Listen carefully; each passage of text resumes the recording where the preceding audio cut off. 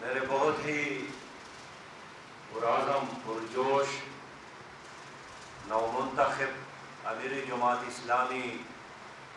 جموں و کشمیر و گلگت بلتستان جناب ڈاکٹر خالد محمود صاحب اور میرے بہت ہی پیارے بھائیوں اور پرعزم اور پرجوش سربکف ساتھیوں، مجھ سے پہلے جناب سردار اعجاز صاحب نے، جناب عبدالرشید ترابی صاحب نے گفتگو کی ہے، اور آج کا یہ مجلس ان کے دو ہی مقاصد ہیں۔ ایک یہ کہ جناب خالد محمود صاحب اپنی نئی ذمہ داریوں کا حلف اٹھا لیں، اور دوسرا مقصد یہ کہ ہم اپنی دعائیں ان کے ساتھ شامل کریں، ان کو حوصلہ دے دیں، ان کو تسلی دے دے، اطمینان دلا دے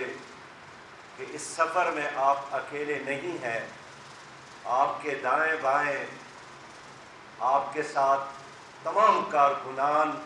اور پوری تحریک آپ کے ساتھ موجود ہے۔ میری دعا ہے کہ اللہ رب کریم جناب خالد محمود صاحب کو صلاحیتوں سے بھی نوازے، برکتوں سے نوازے، اچھے فیصلے کرنے کی صلاحیتوں سے بھی نوازے۔ اور میں جانتا ہوں کہ آج کی اس مجلس میں ہمارے ساتھ ہمارے وہ بھائی شریک نہیں ہے جو یا تو اس راستے پر چلتے چلتے جام شہادت نوش کر گئے ہیں، یا اس وقت آزادی کی اس جنگ میں مقبوضہ کشمیر اور انڈیا کے جیلوں میں موجود ہے۔ جماعت اسلامی مقبوضہ کشمیر کے امیر جناب ڈاکٹر حمید فیاض صاحب اپنے 4000 کارکنان کے ساتھ اس وقت جیل میں ہیں۔ میں نے گزشتہ دنوں سینٹ میں بھی یہ بات کہی کہ کشمیری قوم اور کیا کرے۔ انہوں نے اپنے نوجوان بچوں کو پیش کیا، انہوں نے اپنی عزت ان کی قربانی دی، انہوں نے اپنا حال بھی قربان کیا اور اپنا مستقبل بھی نچھاور کیا۔ اور پھر میں نے بات رکھی کہ ایک بزرگ کا بیٹا جناب اشرف صحرائی کا بیٹا بے دردی کے ساتھ شہید کیا گیا، اور جب ان کو یہ پیشکش کی گئی کہ آپ آ کر اپنے بیٹے کے چہرے کو بھی دیکھیں اور ان کی لاش کو بھی وصول کرے، اس نے کہا کہ وہ سارے بیٹے میرے بیٹے ہیں جو اس راستے میں شہید ہو گئے ہیں، اور میں اپنے بیٹے کی لاش کو لینے نہیں آؤں گا، میں جنت میں ان سے ملاقات کروں گا، میں جنت میں ان کے ساتھ ملاقات کی متمنی ہوں۔ اور آج اشرف صحرائی صاحب کے ہاتھوں میں بھی ہتھکڑیاں ہیں اور قید میں ہیں۔ ہمارے وہ 18,000 بھائی جن کی جوانیوں کا بڑا عرصہ جیل میں اب گزری ہے، میرے مائیں اور بہنیں اور بیٹیاں جن کے جگر گوشے، جن کے بھائی اس وقت یا تو جیلوں میں ہیں اور یا شہید ہو گئے ہیں،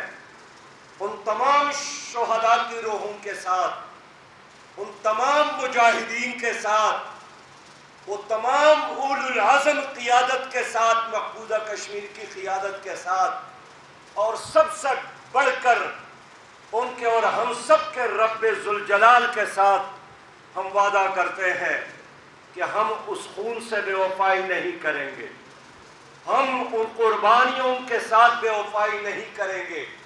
اور زندگی کے آخری لمحے تک اور خون کے آخری قطرے تک اور کشمیر کے آزادی تک انشاءاللہ تعالی ہم یہ جدوجہد جاری رکھیں گے۔ میرے بھائیوں، میں اختصار کے ساتھ عرض کروں گا کہ 5 اگست کے بعد پاکستان کی حکومت کو جو کرنا چاہیے تھا ہماری حکومت وہ نہیں کر سکی۔ 5 اگست کے بعد جناب وزیر اعظم صاحب نے صرف ایک خطاب فرمایا اور اسی کو انہوں نے کافی سمجھا، اور اس کے بعد خود ہی اعلان کیا کہ میں ہر جمعے کو احتجاج کروں گا، اور اپنے بازو پر اس نے کالی پٹی باندھی۔ لیکن افسوس یہ ہے کہ اعلان جہاد کی بجائے وہ اس جمعے کے احتجاج کو بھی بھول گئے جس کا اعلان اس نے خود کیا۔ اور میں پاکستان کے حکمرانوں سے کہنا چاہتا ہوں کہ انڈیا کے پڑوس میں نیپال ایک چھوٹا سا ملک ہے، اس نے اپنے قومی اسمبلی میں ایک نیا نقشہ منظور کیا، اور اس نے نیپال سے 100 گنا بڑی ریاست ہندوستان کو چیلنج کیا اور اعلان کیا کہ ہمارے حصے پر انڈیا نے قبضہ کیا ہے، اس کو چھوڑ دو۔ لیکن ایک ایٹمی پاور پاکستان، جس کے شہرک پر انڈیا نے قبضہ کیا، جس کے جسم اور جان کو انہوں نے اپنے بندوقوں اور اپنے ٹینکوں کے تلے دبانے کی کوشش کی ہے، پاکستان کی حکومت اسی ریاست کے ساتھ کبھی راستے کھولنے پر اور کبھی تجارت کرنے پر، کبھی ان کے ساتھ دوستی کرنے پر، کبھی کھلاڑیوں کے آنے جانے پر، کبھی فنکاروں اور اداکاروں کے آنے جانے پر دوستی بنانے کی کوشش کر رہی ہے۔ میں کہنا چاہتا ہوں کہ اس طرح کی ہر کوشش، یہ نظریہ یہ پاکستان کے ساتھ غداری ہے، یہ جدوجہد آزادی کے ساتھ غداری ہے، یہ شہدائے کشمیر کی خون کے ساتھ غداری ہے۔ اور میں اتفاق کرتا ہوں ترابی صاحب کی اس خیال سے کہ اگر اس خطے میں آپ موجود نہ ہوتے، یہاں اسلامی تحریک موجود نہ ہوتی، تو پاکستان کے حکمران ہمیشہ یہی چاہتے ہیں کہ بس وقت ملے اور ہم آزاد کشمیر کو بھی اور یعنی گلگت بلتستان کو بھی پاکستان کا ایک صوبہ بنا لے اور اس قضیے کو بھی خود ہی ختم کرنا چاہتے ہیں۔ یہ تو قصوری صاحب جو کہ پرویز مشرف کے ساتھ وزیر خارجہ تھے، انہوں نے اپنی کتاب میں اعتراف کیا ہے کہ ہم نے تو انڈیا کے ساتھ مل کر مقبوضہ کشمیر کا سارا مسئلہ ہی حل کر دیا تھا، اور مقبوضہ کشمیر کو کئی ریجن میں تقسیم کیا تھا، ایک 7 نکاتی پلان پر انہوں نے اتفاق کیا تھا۔ لیکن ان کے کہنے کے مطابق جناب گیلانی صاحب نے مقبوضہ کشمیر میں کھڑے ہو کر اس نے رنگ میں بھنگ ڈالی، اور اس نے ہماری اس کھاری کیل کو خراب کیا اور اس پلان کو ناکام بنایا، ہمارے اس منصوبے کو سبوتاش کیا۔ میں آج بھی کہنا چاہتا ہوں کہ اگر پاکستان کی موقف ہے کہ استصواب رائے جو اقوام متحدہ کا فیصلہ ہے اس پر عمل درآمد کیا جائے، اور آپ ہر تقریر میں یہی مطالبہ کرتے ہیں، تو پھر سوال یہ ہے کہ جے بی کو آپ کیسے ایک صوبہ ڈکلیئر کر کے آپ خود ہی ہندوستان کو موقع دیتے ہیں کہ وہ بھی کشمیر کو ایک صوبہ ڈکلیئر کرے۔ میں سمجھتا ہوں کہ اس حکومت کی بدبختی ہے کہ ان کے موجودگی میں ریاست کشمیر کے نام سے جو ریاست قائم تھی، 5 اگست کے بعد وہ ریاست ہی ختم ہو گئی، اور اب وہ ان کے پیٹ میں ہے، اس کو ہضم کر رہے ہیں۔ لیکن ہماری حکومت، پاکستان کی حکومت، زبانی اور کلامی اور تقریروں اور بے معنی الفاظ، بے جان الفاظ سے آگے بڑھ کر کچھ نہیں کر رہی ہے۔ ہم نے اس لیے مطالبہ کیا کہ کشمیر کے آزادی کے لیے ایک قومی نیشنل ایکشن پلان بنایا جائے۔ ہم نے مطالبہ کیا کہ پاکستان کی حکومت انیشیٹیو لے کر بین الاقوامی جرائم، جنگی جرائم کی عدالت میں ہندوستان کے خلاف کیس دائر کرے۔ وہاں انسانی حقوق کی وائلیشن ہو رہی ہے، وہاں بچوں کے ساتھ، ماں اور بہنوں اور بیٹیوں کے ساتھ 70 سالہ بزرگوں کے ساتھ وہاں کی آرمی نے جو کچھ کیا، اس طرح ظلم یا تو نازیوں نے کیا تھا، اس طرح ظلم فلسطین میں یہودی کر رہے ہیں، اس سے بڑھ کر ظلم آج مقبوضہ کشمیر میں انڈین آرمی پاکستان اور آزاد کشمیر کے ہوتے ہوئے مقبوضہ کشمیر میں یہ حکومت کر رہی ہے۔ جناب والا، اس وقت ہندوستان اندر سے بالکل کوکلا ہے، اور آپ دیکھتے ہیں کہ خود ہندوستان کے اندر منی پور میں بغاوت ہے، ناگالینڈ میں بغاوت ہے، اتر پردیش میں بغاوت ہے، مدھیہ پردیش میں بغاوت ہے، آسام میں بغاوت ہے، اور چاروں طرف پالیسیوں کے ساتھ ہندوستان اس وقت برسر جنگ ہے۔ یہ بہت مناسب موقع ہے کہ پاکستان کی حکومت آگے بڑھ کر مقبوضہ کشمیر کی آزادی کے لیے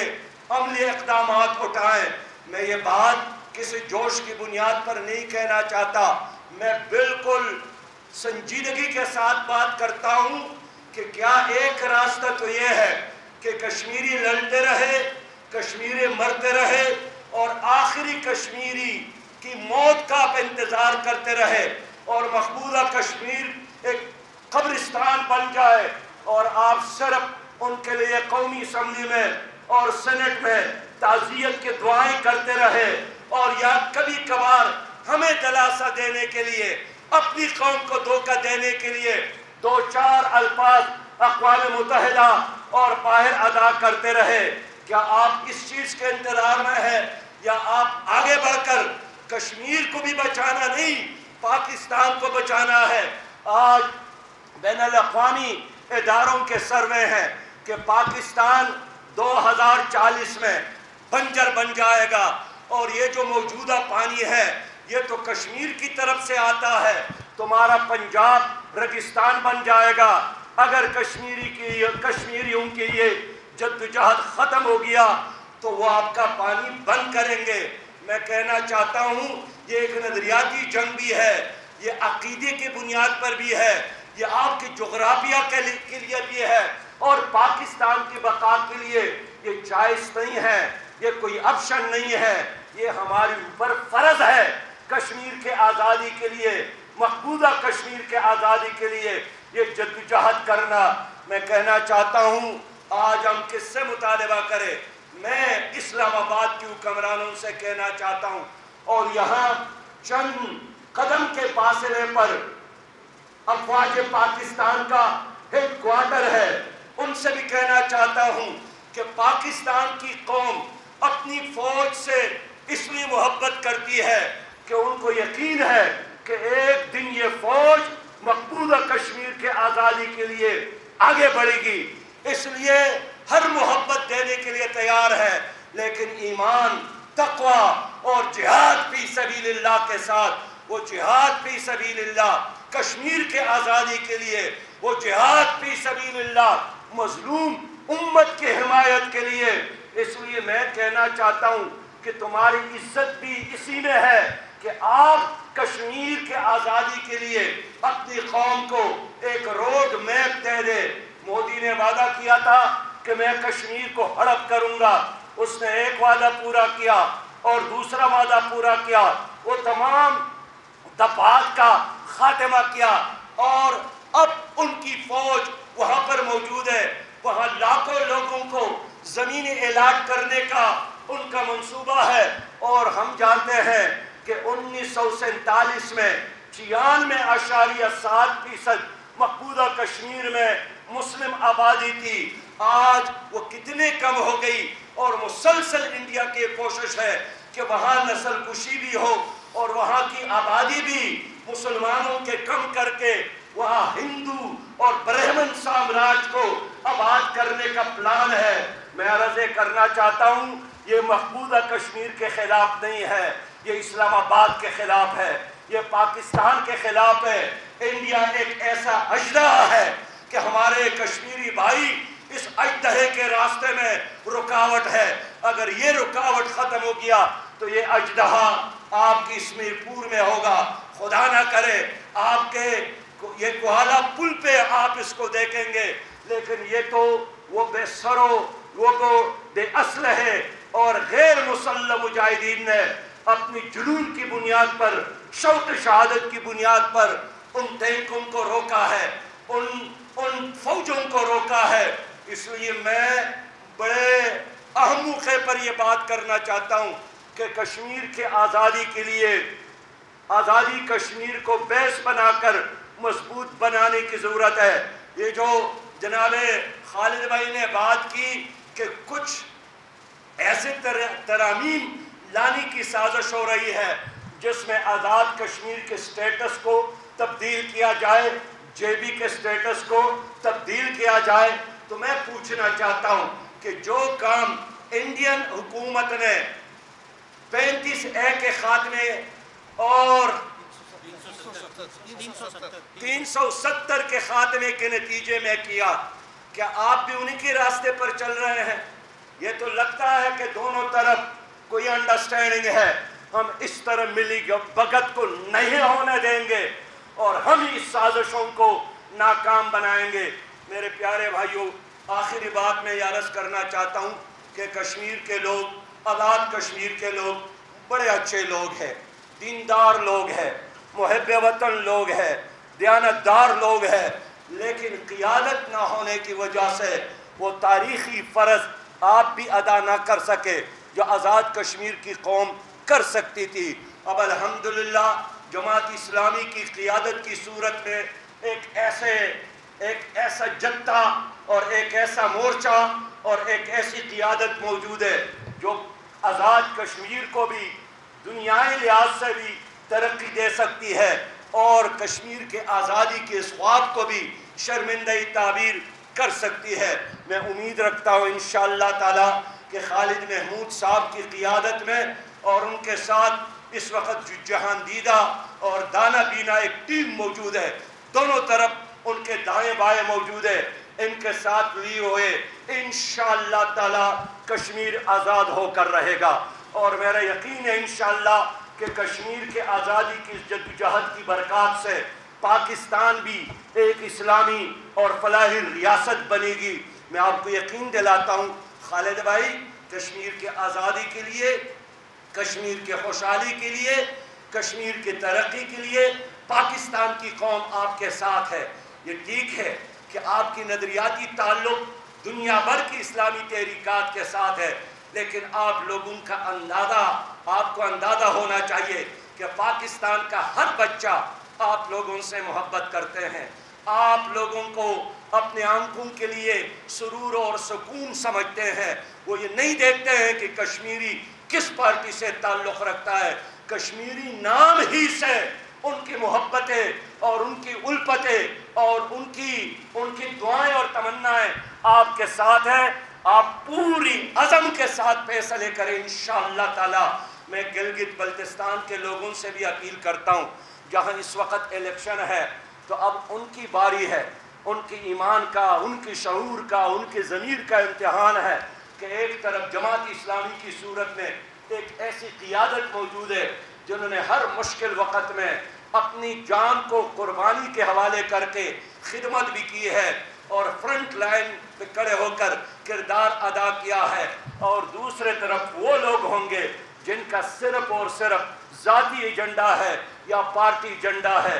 میں امید رکھتا ہوں انشاءاللہ کہ مظفر آباد کے لوگ بھی، پوری کشمیر کے لوگ بھی اور گلگت بلتستان کے لوگ بھی کشمیر کاس کے لیے جماعت اسلامی کا ساتھ دے کر اپنی ایمان اور اپنے تاریخی فرض ادا کرے۔ میں اللہ سے دعا کرتا ہوں کہ ہم کمزور ہی صحیح، اللہ کمزور نہیں ہے، اللہ تعالیٰ عاجزوں کو، کمزوروں کو قوت سے نوازے، برکت سے نوازے، عزت سے نوازے۔ اور خالد بھائی نے اللہ رب العالمین کو گواہ کر کے جو حلف اٹھایا ہے، اللہ رب کریم ان کو اس حلف کے تقاضے پورا کرنے کی توفیق عطا فرمائے۔ وآخر دعوانا ان الحمدللہ رب العالمین۔